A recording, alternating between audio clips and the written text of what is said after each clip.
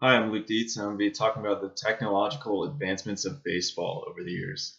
I'm going to briefly hit a history of it and the technology advances of actually the equipment, and then we'll move into more of the recent issues that we see today.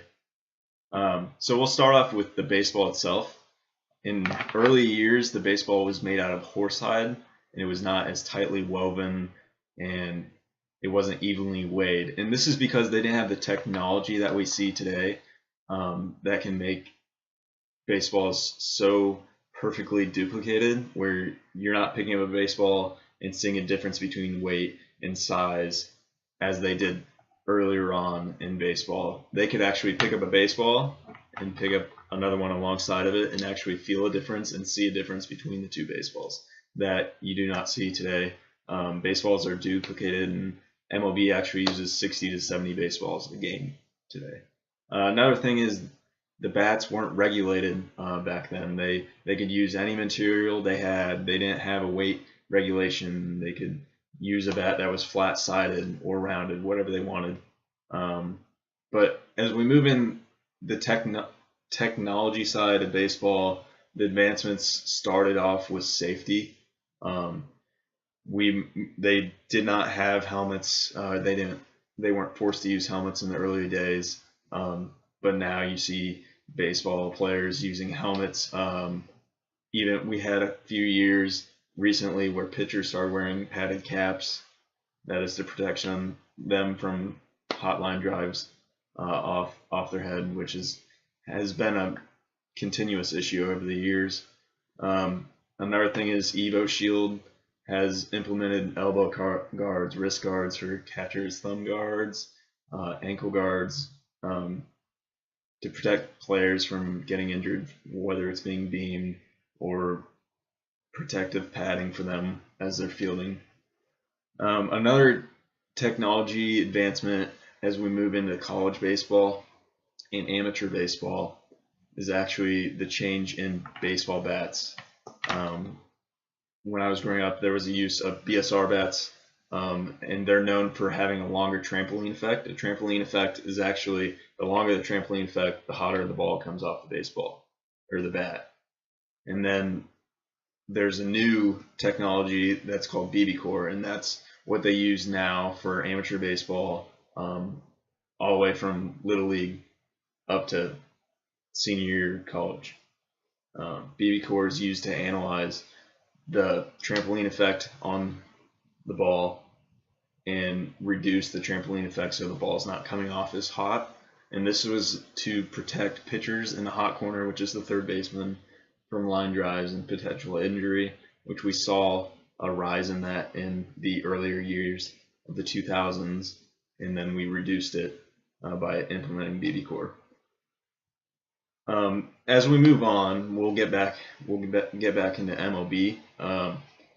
We started using video replay in the early 2000s.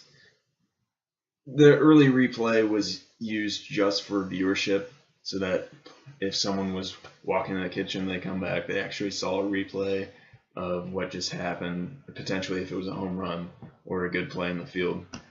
But then it started being used for replay of home runs.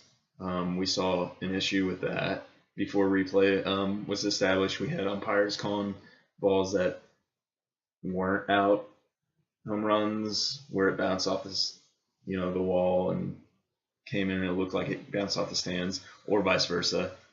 So that was the initial usage of video replay, and then they developed it more, set up cameras throughout the stadium where they could replay more plays, a foul ball down the line, or now you see all the time is a throw down to second, runner stealing, is he out or safe? Hard call, bang bang play for that, or the second base umpire that comes in.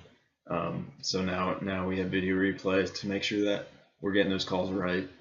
The last thing I'm going to hit on is the big issue today, which is it's not an issue per se, but it's something different. It's something new. It's a new technology that has been implemented in recent years, and that is the K zone.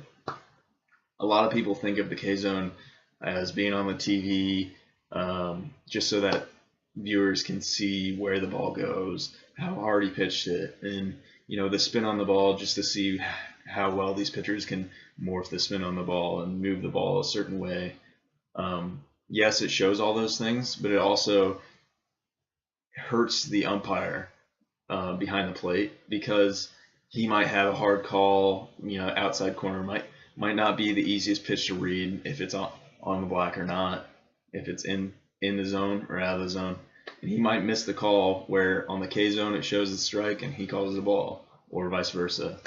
So a big issue that we have today is social media and media blowing up umpires for missing calls. Recent games, we had the Cubs pitchers have been complaining about the zones of the umpire. So a lot of blogs are talking about, what if we use robotics and the technology to use the K zone as the actual zone in the game. I guess we could do it, but at the same time, it's hindering the game, because we like to see the human interaction between the players and the umpires. We like to see conflict, but with that, we're eliminating human resources, and that would be a huge change in the game, just because it's human error, and it's part of the game, is having the umpire behind there calling strikes and balls. But thanks for taking your time and watching this. I hope this enlightened you on some baseball technology over the years. If you have more curiosity, check out Google. There's been so many more, but I don't want to take up all your time. But thank you.